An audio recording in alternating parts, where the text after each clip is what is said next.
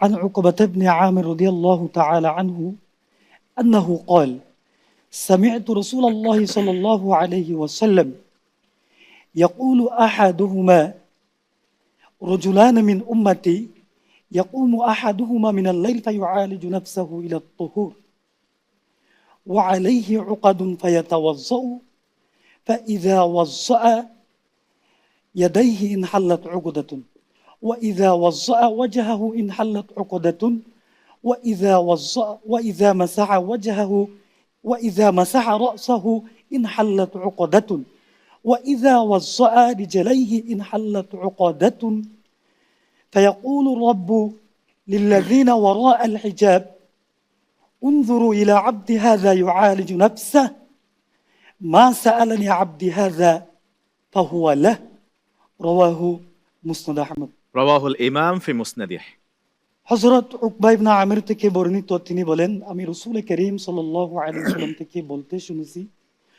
রাজুলান মিন উম্মতি, আমার উম্মতের মধ্যে থেকে দুইজন ব্যক্তি,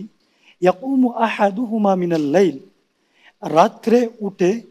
ফায়ুআলিজু নাফসাহু ইলা তুহুরি, সে তার আত্মাকে কষ্ট দেয় অর্থাৎ উযু করে, ফায়ুআলিজু নাফসাহু ইলা তুহুরি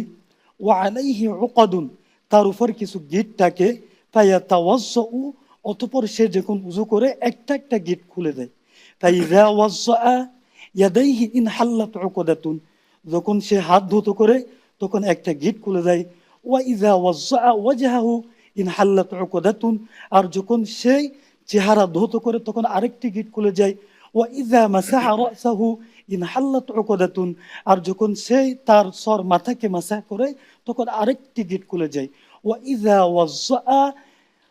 রিজলাইহি ইনহাল্লাত উকদাতুন, আর যখন সে পা ধুতো করে তখন আরেকটি গেট খুলে যায়। তখন আল্লাহ সুবহানাহু তাআলা ফায়াকুলু রাব্বু লিল্লাযিনা ওয়ারাআল হিজাব, যে পর্দার আড়ালে যে ফেরেশতারা আছে তাদেরকে বলে, উনজুরু ইলা ইবাদি হাযা ইউআলিজু নাফসা,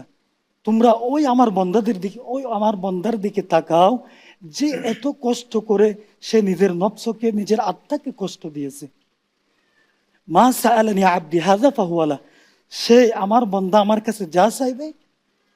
সেটাই তার জন্য, অর্থাৎ আমি তাকে দিয়ে দিব। এটা ইমাম আহমদ ইবনে হাম্বল তার মুসনাদের মধ্যে তাখরিজ করেছেন। حدثنا حدثنا حدثنا حدثنا حدثنا